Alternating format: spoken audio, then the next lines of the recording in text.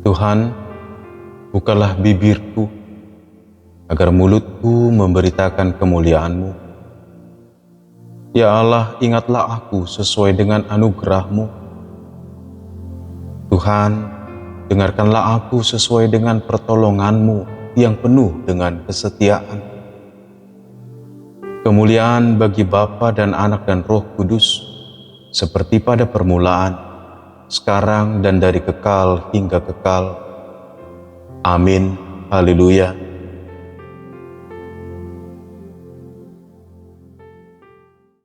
Dua Timotius 1 ayat 8. Jadi, janganlah malu bersaksi tentang Tuhan kita, dan janganlah malu karena aku seorang tahanan karena Dia, melainkan ikutlah menderita bagi Injil dengan kekuatan Allah.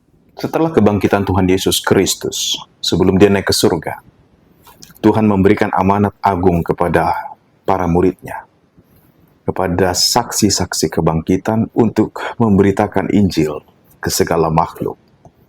Dan Tuhan beri Roh Kudus. Dan hingga hari ini, pekerjaan pemberitaan Injil masih tetap dilaksanakan. Kira-kira apa yang menjadi kekuatan bagi gereja, bagi orang-orang percaya, walaupun mengalami banyak penderitaan, dan tetap saja Injil diberitakan?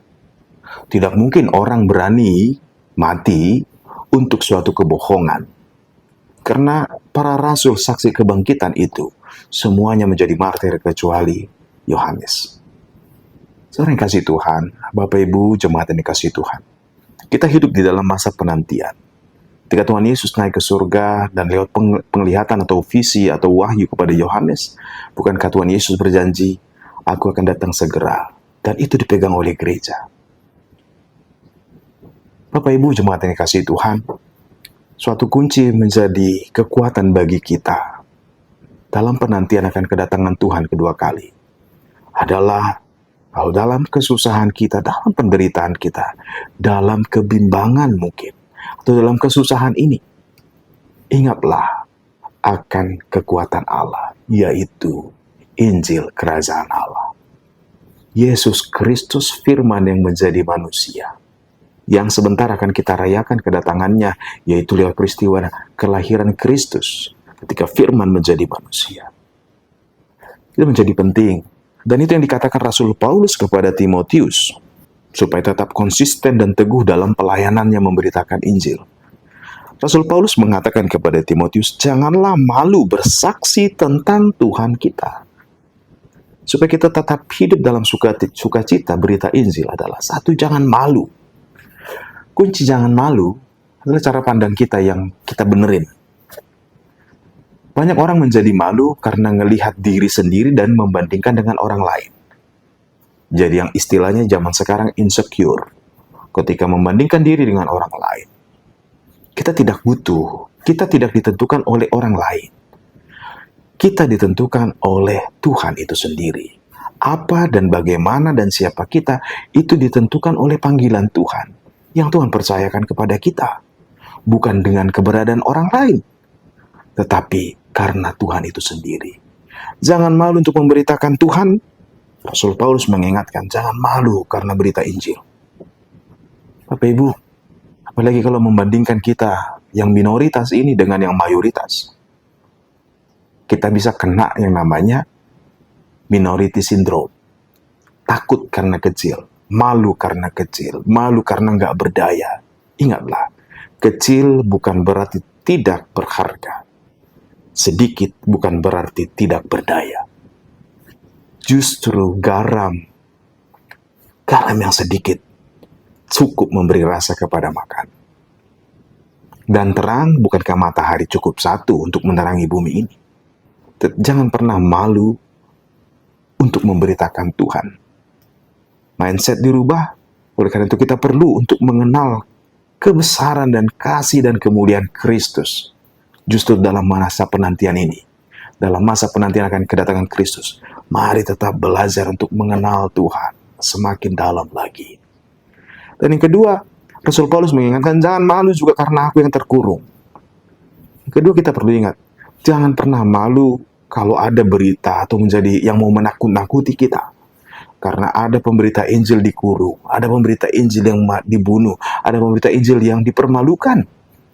Ada gosip tentang pemberita-pemberita kabar baik. Dari dulu, sejak gereja bergerak, para rasul bergerak, selalu diiringi oleh kuasa-kuasa gelap yang ingin mengerdilkan pekerjaan membawa terang itu, yang ingin membuat gelap pekerjaan pemberitaan Injil. Oleh karena itu, Bapak Ibu, berdoa buat mereka yang memberitakan, membawa terang itu perlu selalu.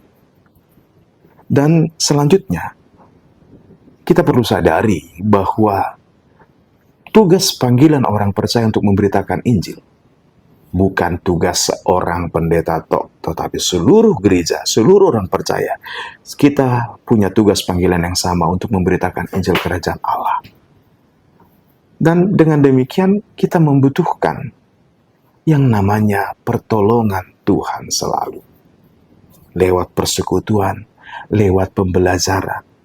Kalaupun ada yang dikhususkan, Rasul Paulus dalam Efesus menjelaskan ada yang dipanggil menjadi rasul, ada yang menjadi pengajar, ada yang menjadi nabi, ada yang menjadi pekerja-pekerja. Itu semua tugasnya adalah mempersiapkan orang-orang kudus, mempersiapkan gereja. Setiap orang, sehingga ketika keluar gereja, kembali kepada kehidupannya, semua orang percaya berdaya dan kuat untuk memberitakan Injil itu sendiri. Apakah kekuatan dari Kristus Yesus Tuhan? Tugas panggilan kita untuk memberitakan Injil tentunya juga berarti adalah panggilan untuk menderita. Menderita bersama Kristus. Tapi jangan pernah lupa Bapak Ibu, ketika kita tetap teguh dalam Tuhan, datang kesusahan, aku mulai rajin berdoa, aku mau memberitakan kebaikan, kok datang kesusahan banyak. Mari kita ingat, bukankah lewat penderitaan bahkan melewati kematian, Kristus Yesus bangkit. Dan kita yang sudah dibaptis, jaminan Tuhan beri bahwa kita telah menjadi satu dengan kematiannya dan kebangkitannya.